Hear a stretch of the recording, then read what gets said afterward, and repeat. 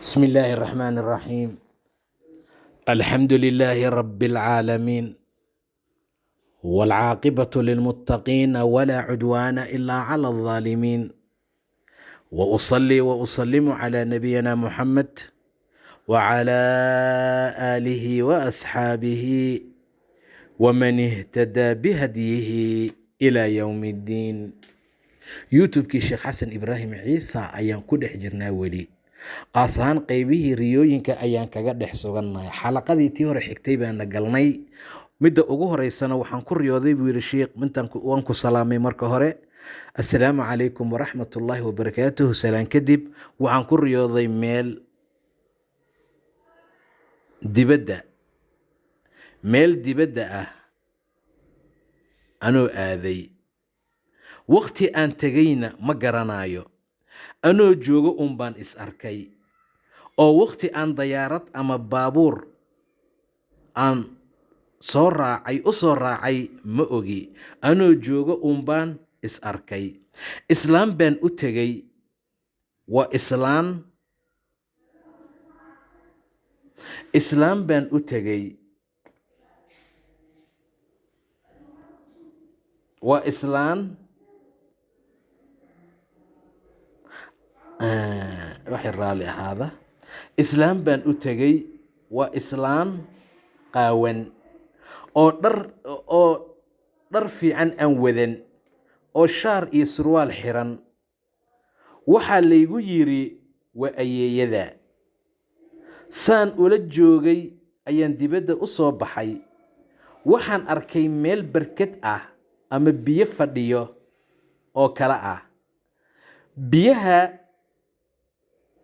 toos looma arkayo, oo wax cad baa korka ka saaran. maamadii baan ku noqday oo aan ku idhi, waa maxay waxaan? waxay igu tiri, markaan istikfaarsadaa laga qaadaa waxaan cad ee korka ka saaran, markaan istikfaarsaninna sidooda ayay ahaadaan. waan iska soo baxay. saan u wareegayay gurigii baan ka dhumay. gaari bas ah baa gadaal iga yimid, ilmana sida ama ilmo wadaa. nin baa ka soo degay, canug asaga uu dhalay oo yarna gacanta uu haysto. wuu salaamay. magaalada miyaad ku cusub tahay buu igu yidhi. ma isdhiibtay buu igu yidhi. waddanka aan tagayna waa Sweden. mayaan dhahay, mana isdhiibayo. anigaa ku idhi, waxaan maqlay aayado qur'aan ah. waxaan is idhi aayado qur'aan ah, aayadahaas oo aad ii ta'hiiriyey qalbigayga.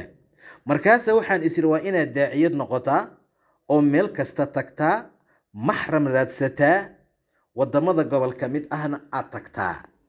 gurigii baan helay. qol baan iska fadhiistay. gabar baa iigu soo gashay caata ah.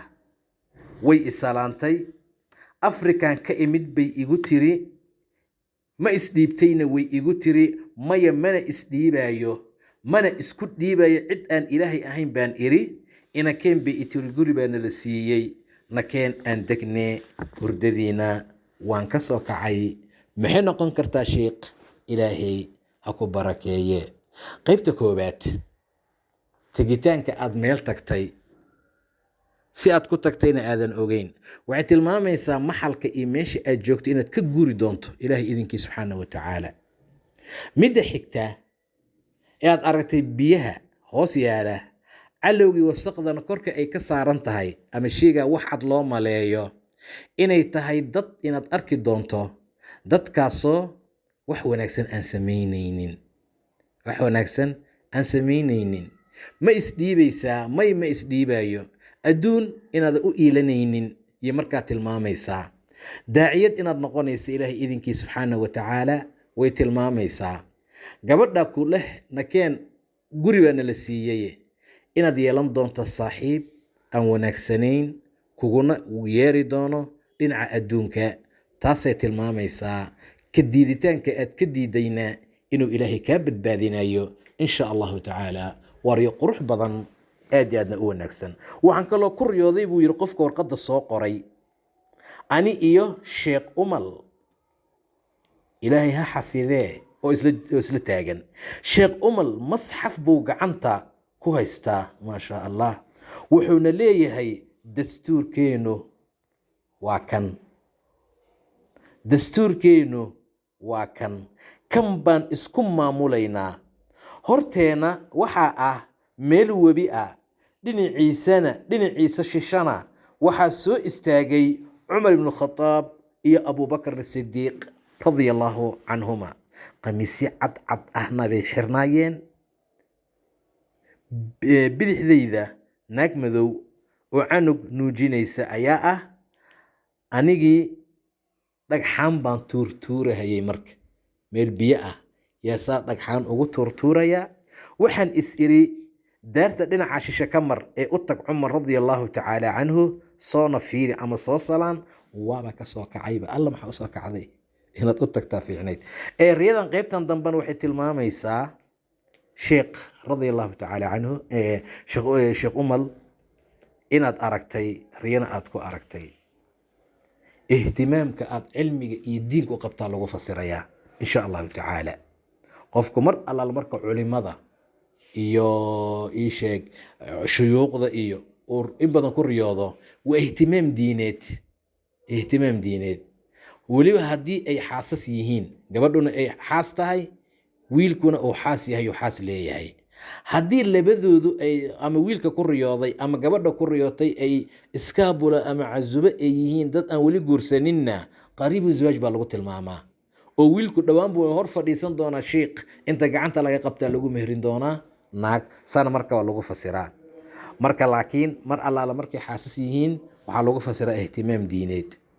iyo sida mar kastaad u jeceshahay ayaa laga yaabaa qalbigaagu inuu ku weyn yahay mar uun in kitaabka lagu dhaqmo oo marka laisku xukmiyo. cumar radia allahu tacaala canhu, abubakar oo riyo lagu arkan riyooyinka ugu fiicfiican iyo markaa ka mid too kheyr iyo wanaag baa lagu miisaala. ayagana soo socodka aad cumar u socotay ama rajul saalix aad u socotay oo aadan gaarinna, waa nusqaan yar inay jirto oo xagga taqwada ama cibaadada ama diinta markaa ah.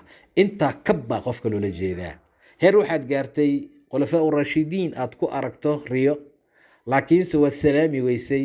intaabaa kaa dhimane dadaalka kordhi. taana markaa waa lagu fasiraa oo waa la yidhaahdaa. meesha ha inoo joogto. wabilaahi towfiiq, wallahu subxaanahu wa tacaala aclam.